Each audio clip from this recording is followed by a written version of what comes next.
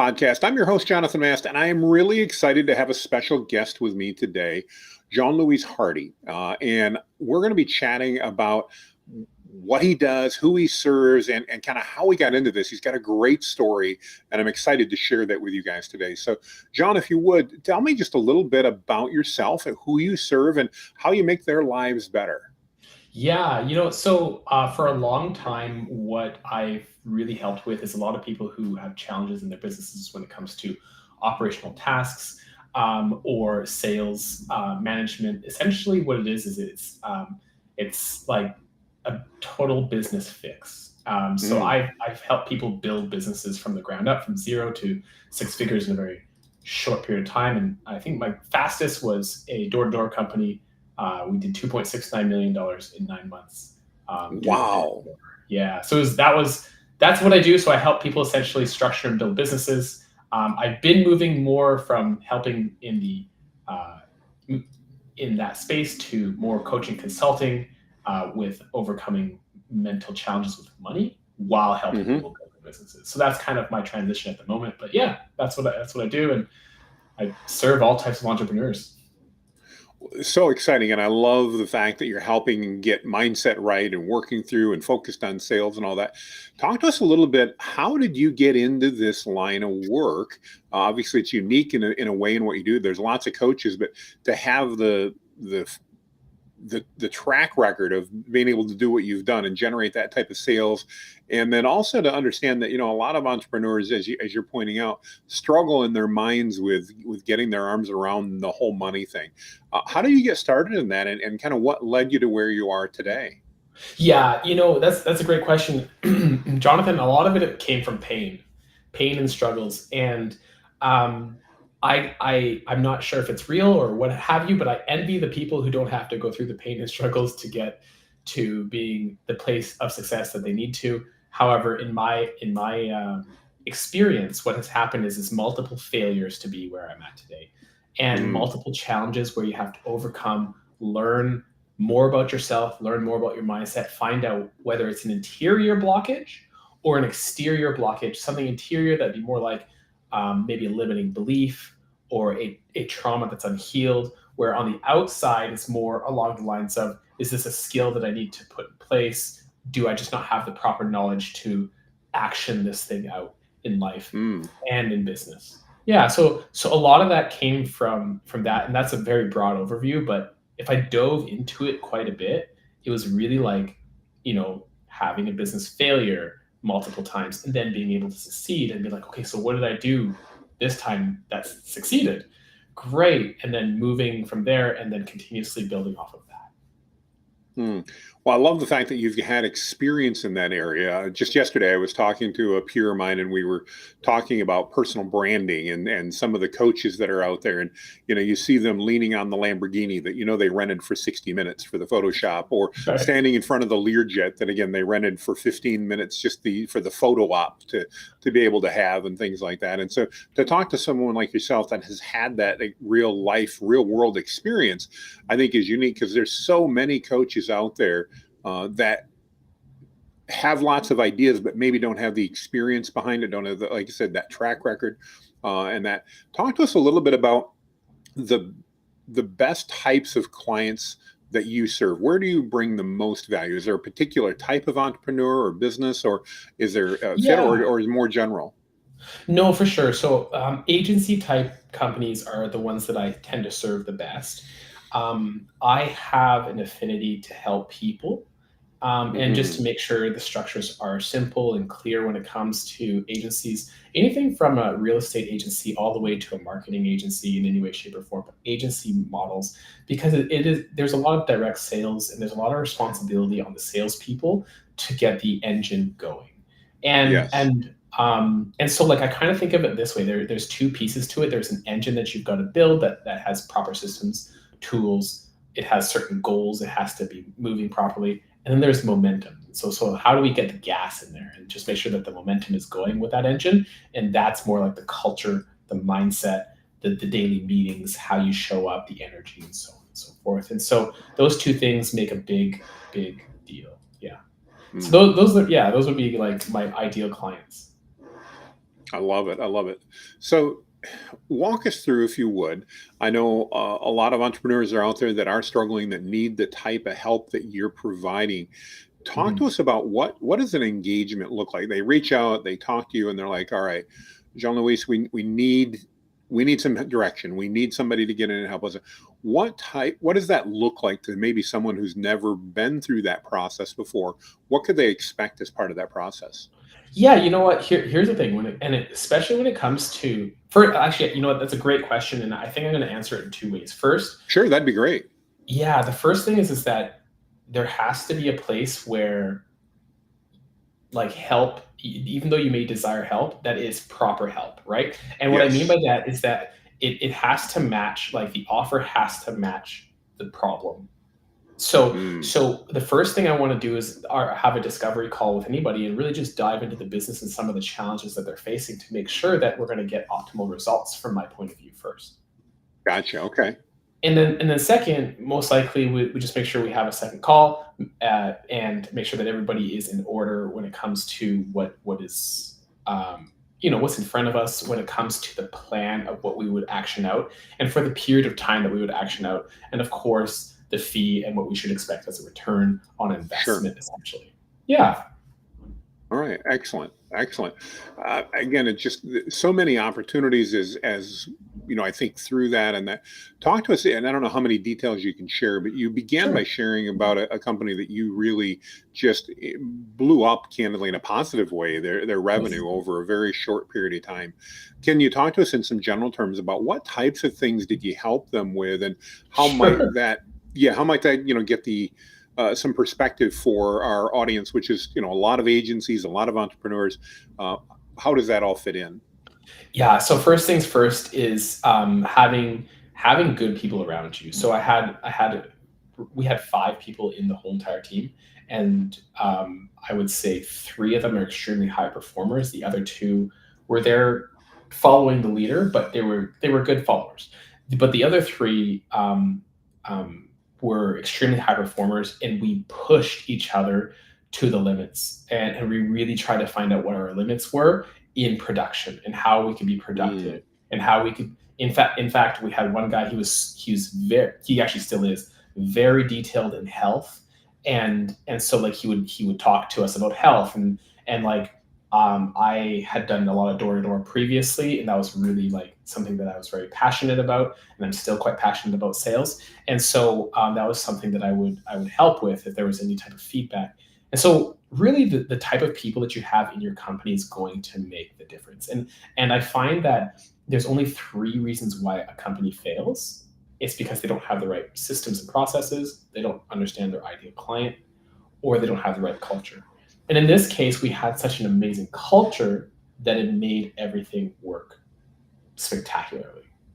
So that was really, one big part of it. But, to really answer the question, some of the things that we did is we trained salespeople, we recruited the hmm salespeople, and, then we managed the salespeople, and then we managed the money. Essentially, we made sure that the money was properly flowing through. Um, and so that was the thing is what I found out, over time in the recreation of a company that can do something like that, is that you have to have less, steps to the money. The Okay. When you have one step to helping somebody, and that's what it is, it's easy. That's why door to door is two steps away for a manager, one step away for a salesperson, right? And it's like it's very direct sales, and you can keep that engine going, you can keep that momentum going, and money can flow very easily. And the less steps, the better. Yeah. I So love that's that. yeah, yeah. Hopefully that Love it. answers the question there, Jonathan. I kind of No, no, no. This is good. Well, and again, this is, as we said in kind of the pre-planning here, Jean Louis. This is just about having a conversation, helping make sure we sure. understand what's happening and all that. Talk to us a little bit about your company, the Internet Marketing Nerds. It, Mhm. I'll be honest with you. When I met you online and we had an opportunity to do a little research, the Internet Marketing Nerd and your profile don't seem to necessarily sync. But I assume I'm missing something there. Talk to me a little Yeah. bit about that. Sure. So my company is actually ENG2. out of Okay. Vancouver, Canada. But the Internet Marketing Nerds, which is Paul Getter, I've partnered up with him, and Gotcha. we've been Okay. doing a lot of stuff together, putting events together, and so on and so forth. And it's been great. It's been super awesome. The Internet Marketing Nerds, super awesome team. Paul Getter is a great guy. He's helped a lot of notable people like Grant Cardone, Ty Lopez, and so on and so forth. Bob Proctor, Wow. and in their branding side of things. And I was actually originally a student, and Oh, wow. yeah, and in doing so, Paul became a good friend, and here we are today, where I'm basically helping with the COO side of things because that's partly what I do. And Sure. Well, it's a direct fit yeah, for what you do. Absolutely.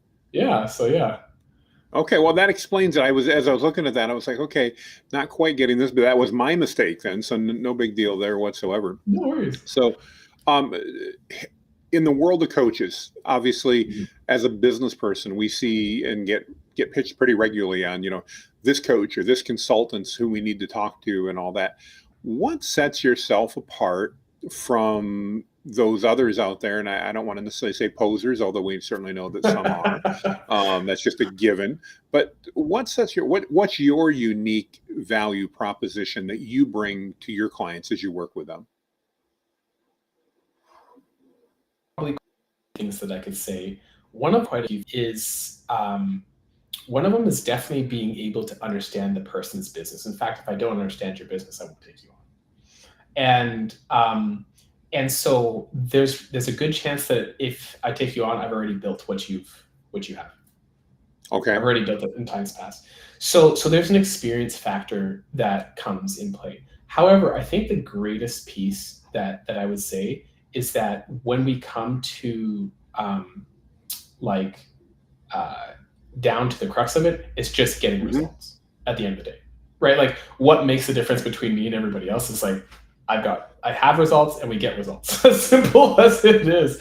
And that's hard to that takes time to build, right? Where we Yes. have a lot of people who they might get results. We're not sure. They may do very well. I'm not 100% sure, but it takes time to establish each thing that you've done in Mhm. times past, and that in itself is what builds its own credibility over time. And so that I think that's a really big deciding factor, and I think that's really good for a lot of people to understand that. Like, it's like if you're going to be a coach or consultant, it's a long-term game. It's not like you, you know, it's not a turn and burn type thing. Yeah, no, absolutely. Well, I like one of the things you said there about you have results and you get results. I really love how that's set up. And again, I think I shared earlier, I think in the coaching market, that's just so critical nowadays because so many coaches and consultants talk a great game, but don't necessarily have anything to deliver on the back end. And I think that makes a huge, huge difference. Is there a particular size company that you find you work well with, or a particular type of entrepreneur who really resonate well with? And you go, man, this is an industry or a personality type that really works well for what you're providing? Yeah. So like one thing so just to let you know, so I'm very much faith based when it comes to walking with I God. That's love a that. big, yeah, that's a really big thing for me. Not that you have to be faith based to work with me, but it just does end up working very well if if on the spiritual side of things we can agree on a biblical basis, and Mhm. that is massive. That is massive, massive. It really does make a difference. Why? Because then it's very clear cut what the culture looks like, a very clear cut on what your principles are, it's very clear cut on what your morals are, and we can both come into an agreement more often than not on something that's very clear, and the path becomes much clearer that way. And so that's a really really big piece that I absolutely love. Now again, uh, every human and every person on earth has really four quadrants in life that they need to make sure that are in order for their business to start really prospering in. And one of them is relationships, and that's Mhm. including the relationship with themselves and the people around them. Second, it's making sure that their health is in order. Mhm. And when your health is out of order, there's a challenge. There's just a multiple challenges that really stop you from being productive. And third is making sure that your spiritual life is in place. And so, I encourage people to make sure that they seek God. And last but not least, is making sure that their business is in order. And that in itself is a whole skill. That's a whole mentality. And that takes quite a while unless you have a good coach by your side. So, yeah, that's kind of like the mentality around it. Yeah. I like that. I like that. One of the things you had posted that got my attention was, and this was about 5 months ago, you posted break free from limiting beliefs and step into God's plan for you. Mhm. And I really love that. Again, being a Christian and a person of faith, I loved seeing that and hearing that. I think there's so much opportunity that we don't take advantage of because we do have those limiting beliefs that get in our way and really stop us from taking advantage of all the opportunities that are around us. Can you talk to us for a few minutes about what some of the most common limiting beliefs are that you run into with entrepreneurs, and maybe a Yeah. tip or two on what they can do to take a step to break out of a few of those? For sure, absolutely. So I'll start off with money. Mm, One of the challenges is that a lot of people associate their worth with their wealth. okay. And in doing so, if they have little worth in themselves, then they have little wealth. And if they have great worth in themselves, then they have great wealth. But both of those sides are actually incorrect because wealth does not equal worth, right? Wealth just equals the productivity of value that you can output in this world. Does not necessarily tell you how much you're worth, because just because you're producing a form of value that is profitable for the world and profitable for you, you can also I'll give you an example. Um, my mom like raised me the best that she could, right? She brought value to this world. She didn't get paid for raising me, right? Right, So right, so she exactly. so her worth isn't connected to her wealth in that sense, right? And so, that being said, the challenges a lot of people have is how to navigate that, and unfortunately, there are a lot of there's also number two about this. It's like that money is evil. Money's evil, and in some Mm, way, shape, or form, there's some erroneous belief and there's some erroneous relationship pieces with money, where money is some evil thing. And what happens is people then um, they very rarely get the abundance of the thing that they demonize. yes, I love that. Yeah, unless they become the character that they think that they need to be to get the demonized thing, and then they're then uh, destroying a good character for a bad one to get the thing that they want. And we can see this where people don't get the proper attention, so they become very rowdy and outgoing because they think that that's what they need to get the attention. They just don't know the right avenues to get it. It's the same mentality with money if you see it that way. Mm, So a few tips. How can we please. overcome this? Yeah, the first things first. First things first is to recognize your relationship with money. And everything that we interact with, we have a certain relationship with. So what kind of boundaries do we have with money? Are we givers? Do Mm, we give mhm. too much? And can we assess that we're giving too much? Are we savers? And are we too stingy? And can we assess that we're stingy? And not just the fact that we're assessing it, but why? Can we kind of go back to the why behind those things? Once we understand the why, then we can start to dive into the beliefs around that why. And here's the tip. Mm, Here's the tip of the iceberg. How do we get to know the why? Is check your feelings. Do you feel excitant? Do you feel dread if you don't give your money, or do you feel dread if you just keep it all in one place and you don't like let it out? Right? Like how do you feel around money? Because your feelings are automatically a revealing of the belief that you have. ooh, that's good. Yeah. That's really good. That's Yeah. really good. Uh, Talk to us a little bit about this. I think money is probably a huge part of that. Mhm. Where do you think that's being driven from? Obviously, I think there's a lot of variables, but it's something I see a lot of entrepreneurs struggling with, especially as they're getting into business and like you said, both understanding what their value is, but also understanding that money in and of itself is not either good or bad. It is simply, and it's simply something that exists.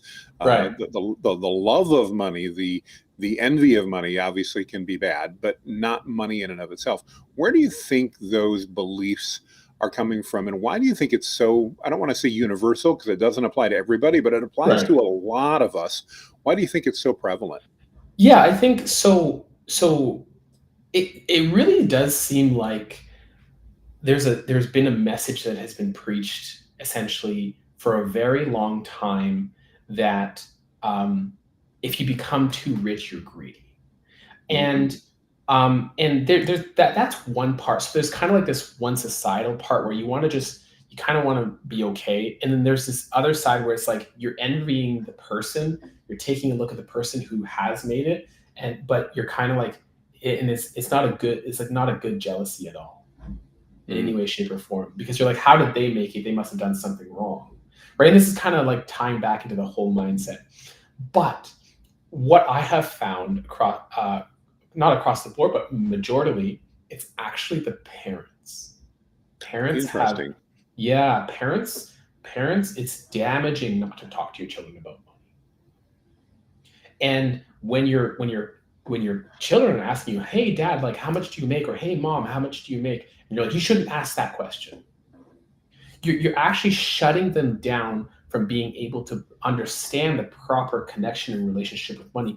And the minute that they start saying that, they're saying, hey, money is this sacred thing that you shouldn't talk about. And therefore, you never build the proper relationship with it, nor do you get to know it well. And so, in doing so, you default to what society teaches us. And just take a look at cartoons. In cartoons, all the billionaires are the evil guys, Yeah.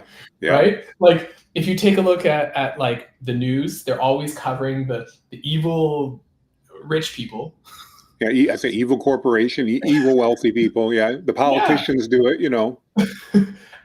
And when do we highlight all the good ones, the ones that have made a difference, the ones that have changed lives, the ones that have built wells, the ones that have gone out of their way and almost died to make sure that you got the service that you needed today so that you can be happy, Mhm. right? Very rare, unless they do it themselves. Yes. Yeah. Yeah. Oh, So wow. yeah. Really, really great insights. I so appreciate that perspective as you bring that out. And I think as you know, a parent, I certainly remember being raised that way, that we didn't talk about money. That was something, and definitely something in my life that has taken a change in openness, and because it's just numbers now. It's not this Yeah. big secret, but it does impact how you look at things. There's no question about that across the board. It makes a huge impact on that. Well, Yeah. as you share about all the things you do, what one piece of advice might you give to that entrepreneurs out there, that business owner who's looking to scale? Maybe they've been spinning their wheels, they know they need some help.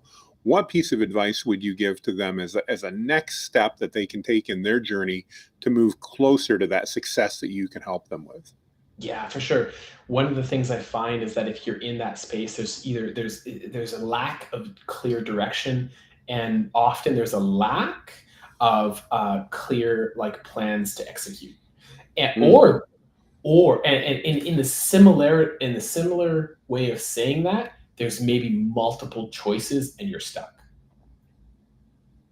and so which is back to the lack of clarity. So what has to happen is like, if you're listening to this and this is where you're at, I would say take a step back, get extremely clear on what you want to achieve, right?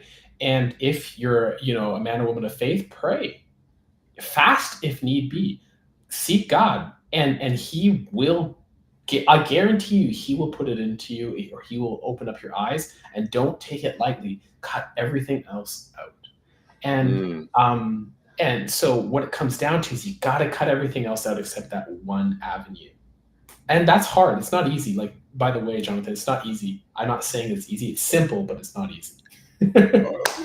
Well, and that's a really good clarification, because there's a lot of things in life and in business that are simple but are not easy. It's not a complex process, but sometimes that mind mud, for lack of a better word that I can't think of right now. But the head games that we play are our biggest challenge and our biggest struggle across the board. So I totally understand where you're coming from on that.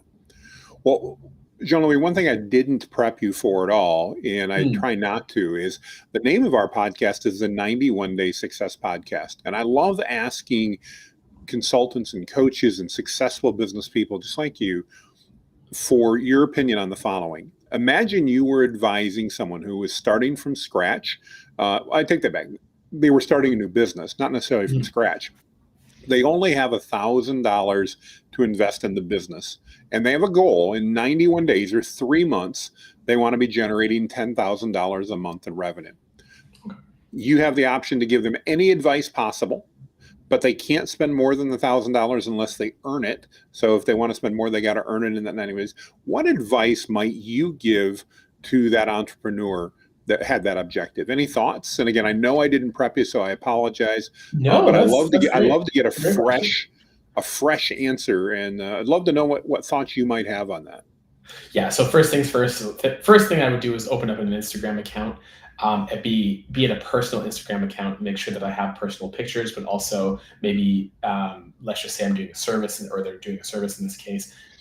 Have some highlights of the service and talk a little bit about the service. Make sure that we have a full profile grid. That being Mm, said, we're going to need followers. Now, this is an account not made for engagement. It's not made for anything like that at all. Really, what it's made for is just outreach and ads, and that's it. mm, So, for a very low cost, I'm sure you can find followers, no problem, right? And just make sure that it looks like a legitimate account. And so now of course, you have a real account, okay, and that's you. You're outbound.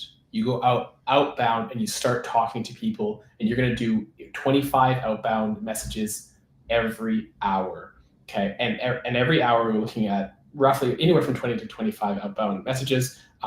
Sometimes it changes. You have to check with Facebook. It's been a little bit since I've done outbound, but and then what starts to happen is you're going to get a few people who are going to be willing to jump on a call. Of course, having a good script will be extremely good. mm. Jump on a call, sell your service. The first time you sell your service, you know that it's a proven offer.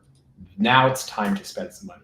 Now it's time to put up some very simple message ads for your service for people to reach out to you and to book a call. From there and on, you'd be able to, as long as you're good enough in sales, you can close the sale and start to generate the revenue that you're looking for, up to the point that you're looking for. I don't know what the price is for the service yet. So, Sure. but No, but obviously you could define that. Yeah. No, I think that's great advice. And I think it's so important that we establish ourselves with a brand and again, do that outreach. And certainly that's changed a lot. I think that's some great advice. Thank you so much. If people are interested in learning more about you, Jean-Louis, and how they can connect with you, what's the best way for them to do that? How should they follow up with you or connect with you? yeah, the best place would be through Instagram at J Lewis Hardy. That's definitely the best place to follow up with me. I do have a free book that's called Faithful Abundance. It's www.jlewishardy.com. You can put some info in there. Good chance you can actually book 15 minutes with me after getting the book. I do have a small little mastermind that I'm starting to build up for people who really want to break through in their mindset and in their business on the faith side of things, on the biblical side of things. So that's you can reach out to me there, and that's where I'm at. Fantastic. Well, I appreciate that very much. And I appreciate your time today. I know you're busy, and I know I had to reschedule on you once to get us here. So thank you so much for your Yeah. flexibility as we did that.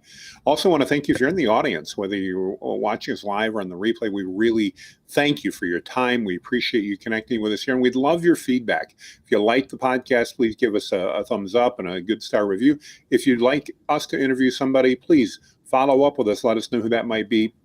That's how we connect with some of the most amazing people out there. So with that, thank you for your time. We'll see you on the other side. Make it a great day.